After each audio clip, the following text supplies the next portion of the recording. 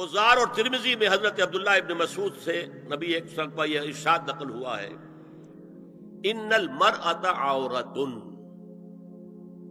عورت چھپا کر رکھنے کی چیز ہے۔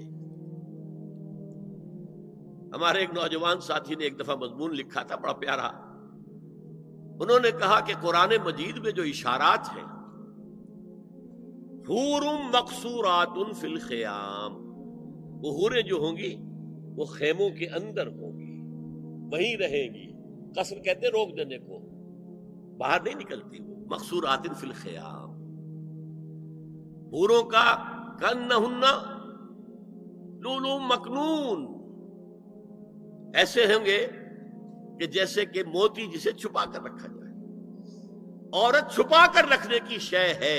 المرأۃ کلھا عورۃ، عورت کہتے ہیں اس کو ہے جسے چھپا کر رکھا جائے۔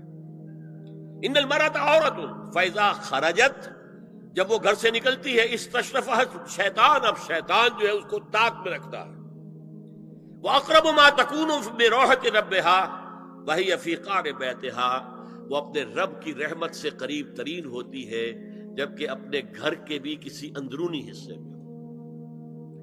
صحن میں ہوگی تو شاید دور دور کے کوٹھوں سے نظر پڑ جائے۔ اسی لیے فرمایا مردوں کے لیے مسجد میں نماز افضل 28 گنا، اور عورت کے لیے گھر کی نماز مسجد سے افضل، گھر کے صحن کی مسجد سے افضل، دالان کی صحن سے افضل، کمرے میں اس سے افضل، اور کمرے کی کوئی بغلی کوٹھڑی ہے تو اس میں سب سے افضل۔ یہ احادیث نبی اکرم صلی اللہ علیہ وسلم۔